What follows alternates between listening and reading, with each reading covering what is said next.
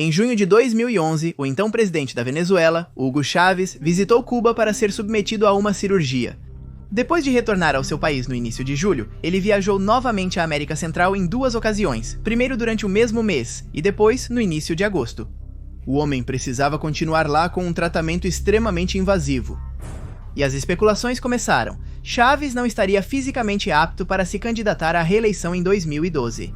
No entanto, contra todas as previsões, o político iniciou uma intensa campanha eleitoral contra seu principal adversário, Henrique Capriles. Radonski, o carismático governador de 40 anos do estado de Miranda, Radonski, liderava uma coalizão opositora composta por cerca de 30 partidos de diferentes setores. Embora se esperasse uma disputa muito acirrada, as eleições de outubro de 2012 foram resolvidas com uma nova e confortável vitória para Chávez. E embora tenha obtido uma vantagem de cerca de 10%, o resultado apresentou uma diminuição considerável em relação à sua vitória anterior, quando ele havia chegado à presidência com quase 66% do apoio popular. Em dezembro de 2012, o recém-empossado presidente viajou para se submeter à sua 4ª cirurgia contra a cruel doença que o atormentava. Mas o prognóstico não era totalmente favorável, e antes de partir, ele se certificou de deixar encaminhada sua sucessão. Dessa forma, e diante das altas probabilidades de não retornar, o vice-presidente Nicolás Maduro foi nomeado como possível sucessor. Chávez permaneceu em Cuba até o início de 2013, recuperando-se de uma infecção pulmonar pós-operatória. Enquanto isso, o governo enfrentava novas críticas. Desta vez, ele era criticado pela falta de transparência sobre o estado de saúde do mandatário. Uma situação que não se prolongaria por muito tempo. Mas não vamos nos adiantar. Como foi a carreira política e militar de Hugo Chávez? O que aconteceu na Venezuela durante sua presidência? Quais são as teorias da conspiração que surgiram em torno da sua morte? Para responder a essas e outras perguntas, vamos voltar ao 5 de março de 2013, o dia em que Hugo Chávez morreu. Hugo Rafael Chávez Frias nasceu em 28 de julho de 1954 em Sabaneta, um pequeno povoado do estado de Barinas, localizado nos llanos ocidentais da Venezuela. Ele foi criado em uma família pobre, onde seus pais sempre lhe ensinaram a importância dos estudos como meio de construir um futuro melhor. Como essa mesma família desejava que ele fosse padre, desde cedo ele atuou como coroinha. Fruto dessa experiência, que durou 1 ano, nasceu dentro dele uma profunda desconfiança em relação à igreja e às hierarquias religiosas. Uma desconfiança que o acompanharia dali em diante. E é que o pequeno Hugo rejeitava a forma como sentia que a igreja representava Jesus. Enquanto ele o via como um rebelde, achava que a instituição o retratava simplesmente como um idiota. Pouco tempo depois, ele foi enviado para morar com sua avó, com quem desenvolveu um vínculo próximo. E apesar de a maioria das crianças da região não ter acesso ao ensino superior, Chávez foi uma exceção. Em 1966, ele começou o ensino fundamental no Colégio Julián Pino. Mais tarde, ele se mudou para a maior cidade de Barinas e ingressou no Liceu Daniel Florentino Leri para cursar o ensino médio.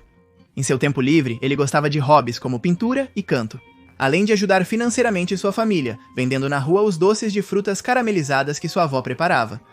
Ele também pescava e costumava escrever poemas, contos e peças teatrais. Mas o que realmente o apaixonava era o beisebol, e ele tinha um sonho em relação a isso: ser arremessador dos Giants de São Francisco.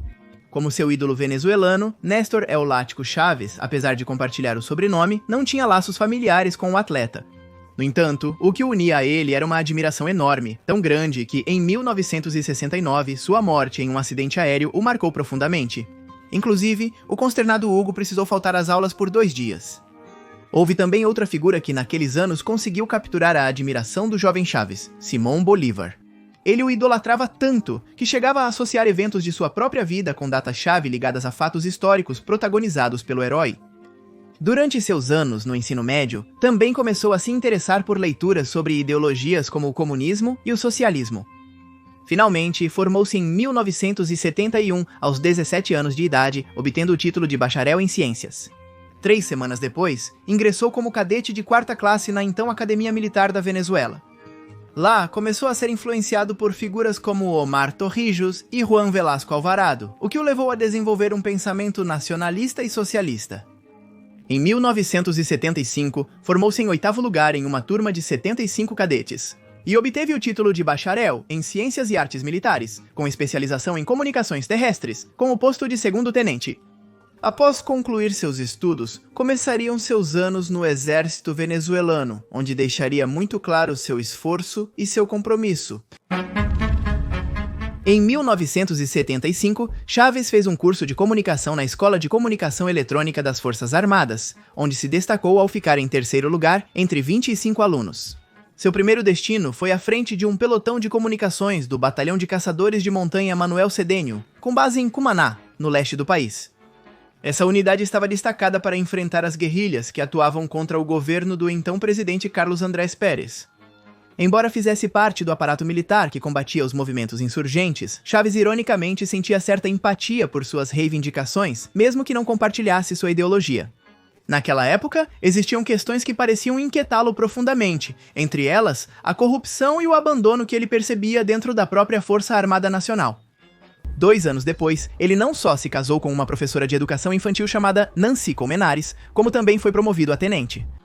Nomeado como oficial de comunicações no Centro de Operações Táticas, o homem recebeu treinamento em táticas de guerra contra a insurgente e psicológica. Ao conhecer a literatura dos movimentos revolucionários, ele tentou pela primeira vez criar um grupo com ideias próprias dentro do exército.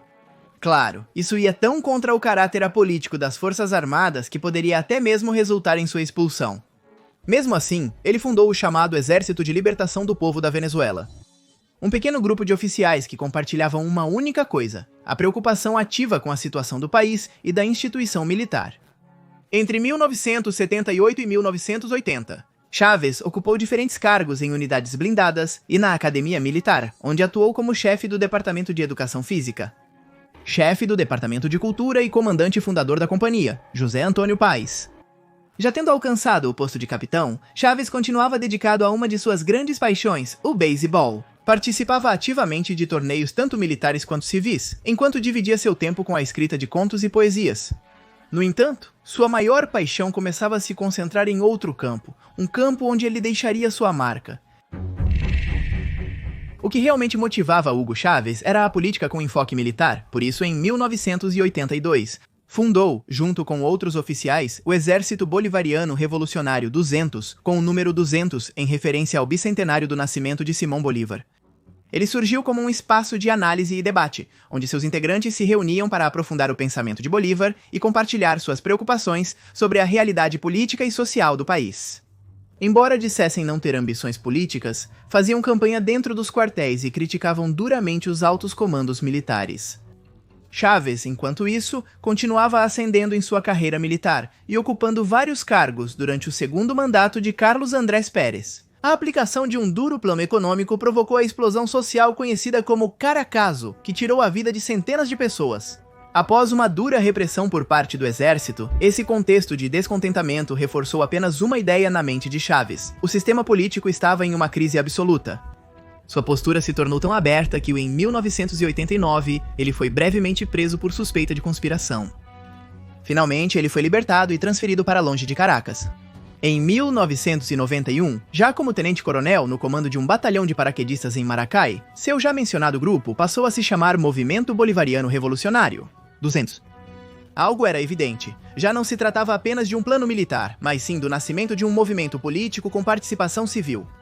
E o 4 de fevereiro de 1992? Esse movimento protagonizaria um fato que marcaria um antes e um depois na história do país. Chávez e seus aliados pretendiam tomar o controle do poder executivo de forma repentina e coordenada. Durante a madrugada, tropas lideradas por Chávez se espalharam por pontos estratégicos de Caracas e outras cidades, como parte de uma operação coordenada em nível nacional. Além de liderar a coordenação das ações militares que envolveram mais de 2.000 membros do exército, o militar venezuelano foi o responsável por traçar o rumo político do movimento.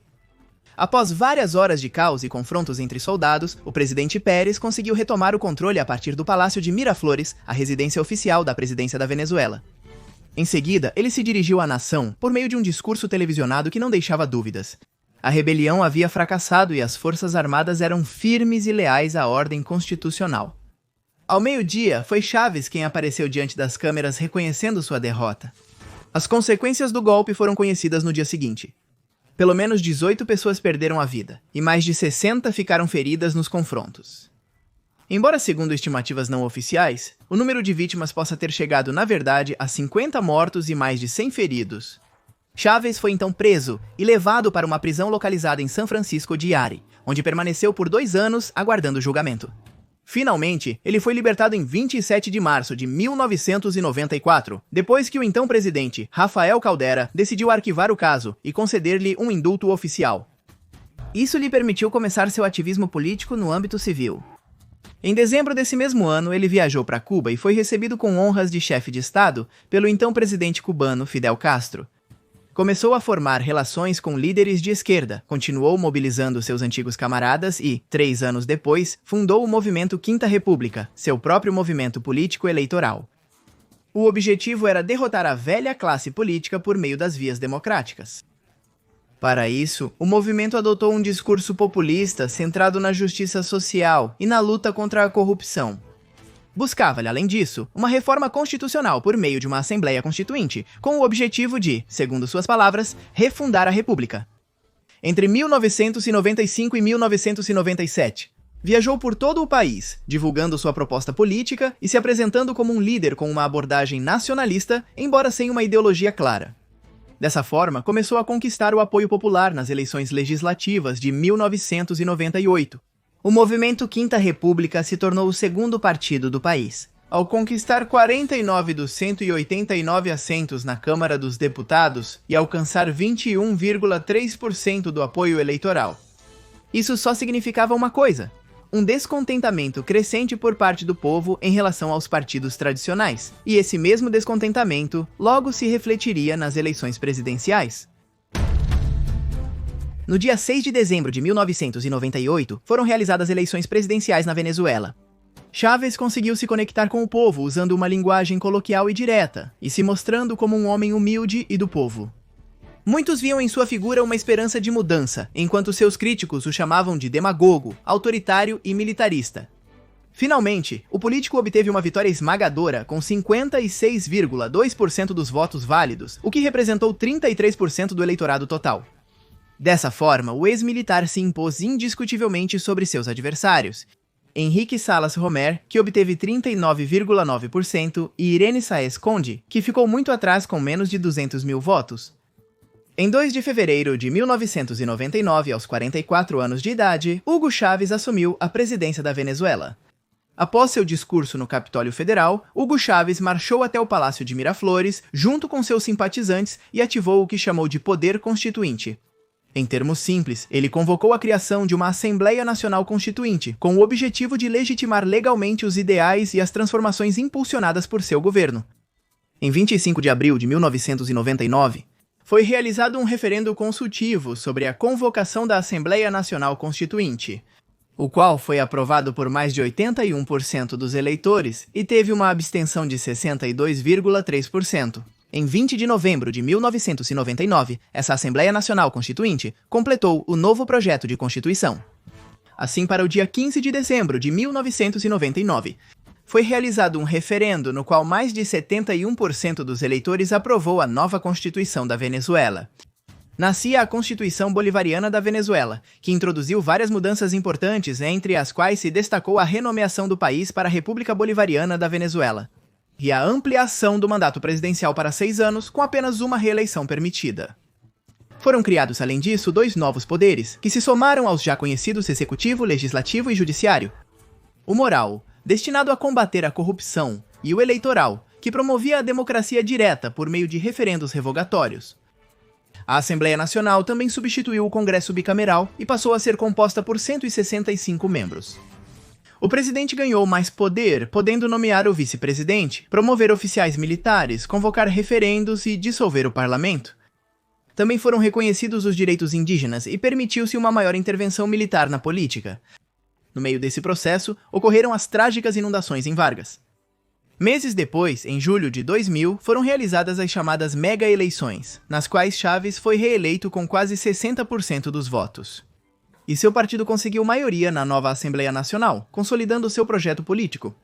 Em 19 de agosto daquele ano, Hugo Chávez iniciou seu segundo mandato presidencial, com vigência até janeiro de 2007.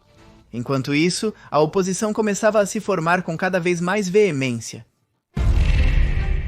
Em 2001, durante seu segundo mandato, Chávez recebeu poderes especiais por meio de uma lei habilitante que lhe permitiu aprovar 49 leis, entre elas a de terras, hidrocarbonetos e pesca. Isso gerou uma forte reação da oposição, que começava aos poucos a ganhar força. No dia 10 de dezembro, um ato oficial coincidiu com a primeira greve nacional convocada por esses setores em protesto contra o pacote de leis. Embora a oposição tenha considerado a greve um sucesso, o governo a minimizou, aumentando a tensão política. Embora muitos venezuelanos tenham apoiado Chávez como uma alternativa ao sistema bipartidário que dominava o país, outros começaram a se sentir afastados pelo seu radicalismo crescente. Sem ir muito longe, o presidente estabeleceu fortes laços com Fidel Castro e deixou claro seu desejo de seguir um modelo semelhante ao de Cuba. Aprovou leis por decreto e tomou medidas para restringir a liberdade de imprensa. Além disso, criticou duramente a guerra no Afeganistão, o que provocou um conflito diplomático com os Estados Unidos. Tudo isso resultou em polêmicas crescentes que culminaram, em abril de 2002, com um golpe de Estado. Ele foi pressionado por militares golpistas a apresentar sua renúncia e, assim, evitar um possível assalto ao Palácio de Miraflores. Por volta da meia-noite, o então ministro da Defesa, general Lucas Rincón, anunciou publicamente que o presidente havia aceitado a renúncia. Na madrugada do 12 de abril, ele se entregou e foi levado para a base militar de Fuerte Tiuna. Pedro Carmona assumiu imediatamente como presidente interino e dissolveu as principais instituições do Estado, gerando rejeição nacional e internacional. No dia seguinte, aumentaram os protestos a favor de Chávez. Na madrugada de 14 de abril, o presidente deposto foi libertado e reconduzido ao poder. No entanto, em certos setores, o descontentamento persistiu e continuou se manifestando. Entre os anos de 2012 e 2013, a oposição organizou uma greve do setor petrolífero que paralisou a indústria e tentou pressionar o governo. Como resposta, Chávez demitiu os grevistas e trouxe trabalhadores não sindicalizados e pessoal estrangeiro para manter a produção. Em fevereiro de 2003, a greve havia fracassado e o líder consolidou seu controle total sobre a empresa petrolífera Petróleos de Venezuela Sociedade Anônima. Em 2004, um referendo revogatório impulsionado pela oposição tentou tirar o mandatário do poder. O resultado, Chávez saiu vitorioso com 59% dos votos, consolidando seu mandato apesar das acusações de fraude. Paralelamente, o governo lançou as chamadas missões sociais. Programas financiados com recursos do petróleo, destinados a reduzir a pobreza e ampliar o acesso à saúde, educação e alimentos em setores vulneráveis. Com isso, conseguiu recuperar parte de sua popularidade. Em dezembro de 2005, a oposição decidiu boicotar as eleições legislativas, acusando o Conselho Nacional Eleitoral de corrupção.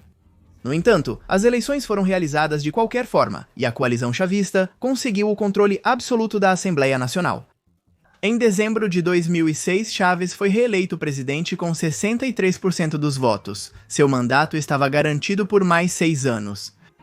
Naquele período, Chávez impulsionou seu projeto de socialismo do século XXI, nacionalizando setores-chave como eletricidade, telecomunicações e petróleo.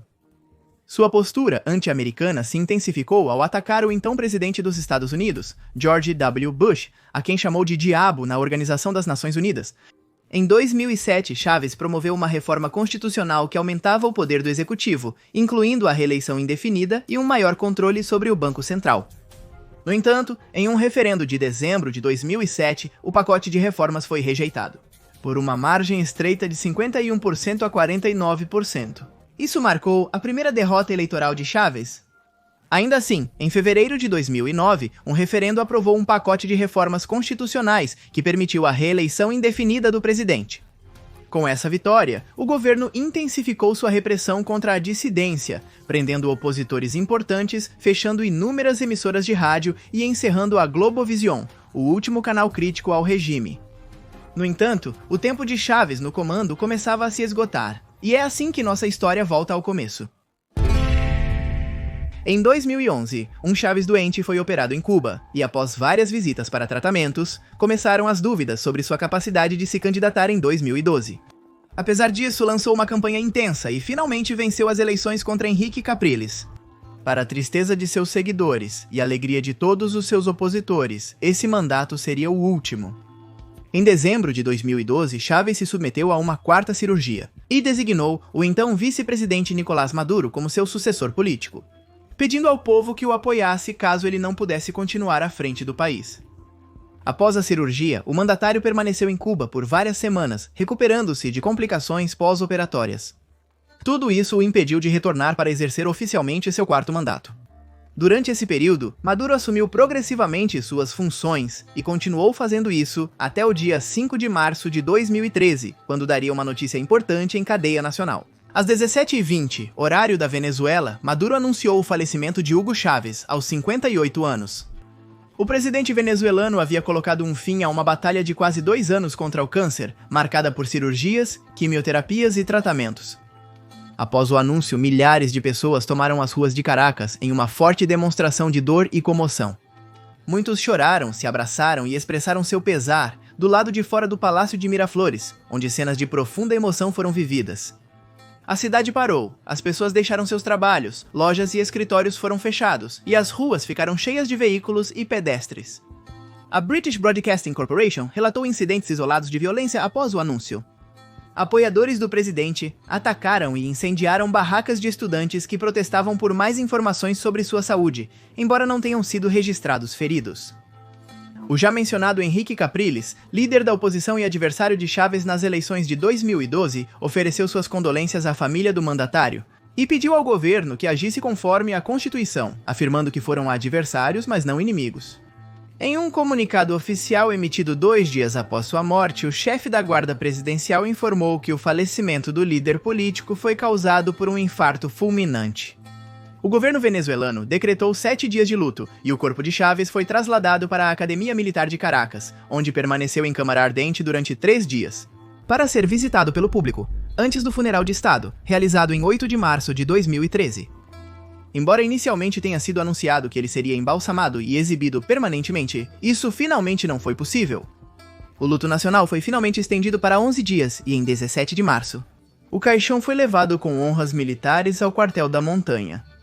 Além disso, foi acompanhado por uma cerimônia solene que incluiu marchas, um sobrevoo de aviões e uma grande procissão popular que foi liderada por Evo Morales, familiares do ex-presidente Nicolás Maduro. Ao funeral compareceram delegações de 50 países, incluindo 23 chefes de Estado e 10 chefes de governo, um príncipe herdeiro e 2 primeiras-damas, assim como representantes governamentais, líderes de organismos multilaterais, ministros de relações exteriores e 4 ex-presidentes. Quanto a Maduro, ele assumiu imediatamente como presidente interino. Um mês depois, em 14 de abril, foi eleito oficialmente ao vencer Henrique Capriles nas eleições especiais. Apesar de parecer que não havia nenhum mistério em torno da morte de Hugo Chávez, as teorias da conspiração não demoraram a aparecer. Algumas hipóteses sugeriram que, na verdade, Chávez havia falecido em Havana antes da data oficial. E embora nenhuma dessas versões tenha sido confirmada, existiram testemunhos que semearam a dúvida. Inclusive Lince Salazar, que na época era o segundo no comando da Guarda Presidencial, afirmou que Chávez havia falecido na verdade durante a tarde do dia 30 de dezembro de 2012, em Havana. Afirmou que o corpo dele chegou morto a Caracas e que foi ele quem notificou o então embaixador do Panamá na Organização dos Estados Americanos, Guillermo Cochés. A procuradora-geral, Luísa Ortega Dias, também afirmou que Chávez havia morrido em dezembro de 2012, mas que seu falecimento foi anunciado meses depois por razões políticas. Tudo isso despertou suspeitas sobre a autenticidade dos decretos assinados em seu nome durante esse período, gerando preocupações sobre um possível uso político de sua imagem. Também houve rumores sobre possíveis trocas de caixão durante o traslado do corpo para Caracas, e até mesmo o uso de uma possível réplica de cera de sua figura. Depoimentos de embalsamadores que viajaram a Cuba e declarações de pessoas que afirmaram ter observado de perto o rosto do presidente falecido só serviram para alimentar ainda mais essas especulações. Inclusive, o tipo de câncer que Chávez tinha, na verdade, nunca foi divulgado. Isso também provocou vários debates sobre sua doença, que iam desde câncer de próstata até câncer de cólon, entre outros. Nesse sentido, a oposição criticou a falta de transparência do governo, que manteve oculto durante a campanha o estado de saúde de Chávez, mesmo quando já havia metástase. Mas além de sua morte, falar de Hugo Chávez é mergulhar na história de uma das figuras mais influentes e contraditórias da América Latina atual. Enquanto para alguns, Chávez foi um líder carismático que empoderou os setores historicamente excluídos, para outros foi um autoritário que degradou a democracia da Venezuela. até posicionar o país entre as nações com menores níveis de liberdade e qualidade institucional do continente latino-americano. Apesar de pregar contra a riqueza, Chávez acumulou uma fortuna de 1 bilhão e 800 milhões de dólares, com propriedades de luxo, aviões particulares e bens caros. Sua família também se beneficiou e vários de seus parentes ocuparam cargos importantes. Durante seu governo, a Venezuela experimentou uma crescente crise social. Os altos índices de corrupção e violência transformaram o país em um dos mais perigosos da América Latina. A sociedade venezuelana se fragmentou ainda mais devido à polarização entre os seguidores e opositores do chavismo. Sob o mandato posterior e atual de Nicolás Maduro, a visão de Chávez se intensificou, levando o país a uma crise ainda mais profunda, marcada pelo narcotráfico, diversas violações dos direitos humanos e a perseguição de opositores. Enquanto isso, milhões de venezuelanos começaram a fugir do país. Apesar dos esforços do regime para se manter no poder, graças ao apoio internacional, a Venezuela atravessa uma situação crítica, com uma economia colapsada e altos níveis de pobreza. Hugo Chávez recebeu diversos reconhecimentos em vida. Ele foi escolhido pela revista americana Time como uma das pessoas mais influentes em 2005 e 2006. A revista colombiana Semana o nomeou Homem do Ano em 2005 e Personagem do Ano em 2007, e a venezuelana Zeta o designou Personagem do Ano em 2006. Além disso, recebeu o Prêmio Internacional José Martí da Organização das Nações Unidas para a Educação, a Ciência e a Cultura por seu esforço contínuo em promover a integração dos países da América Latina e do Caribe. E por seu trabalho na preservação da identidade, das tradições culturais e dos valores históricos da região. Também recebeu a Medalha de Honra da Federação Internacional de Softball, a Medalha Emiliano Zapata por sua destacada trajetória e liderança política, e o Prêmio Rodolfo Walsh da Universidade de La Plata pela comunicação popular. O governo propôs prestar a Hugo Chávez a maior homenagem, trasladando seus restos ao Panteão Nacional, junto aos de Simón Bolívar. No entanto, como a lei exige um tempo de espera, optou-se por sepultá-lo em um mausoléu especialmente construído no Quartel da Montanha, projetado pelo arquiteto Fruto Vivas. Os críticos de Chávez continuam apontando o autoritarismo crescente em seu governo, o aumento dos homicídios, a escassez de alimentos básicos, a alta inflação e a persistente mortalidade infantil. Seus defensores destacam os avanços na educação, saúde e emprego que a Venezuela vislumbrou quando esteve no poder. Herói ou tirano? Ditador inescrupuloso ou representante dos mais necessitados? De uma forma ou de outra, algo é inegável. Hugo Chávez marcou um antes e um depois na história de seu país natal e no paradigma político mundial.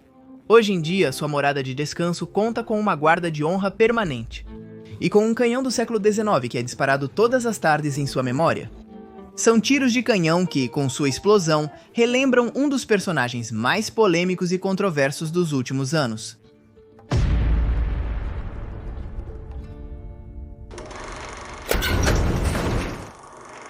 Obrigado.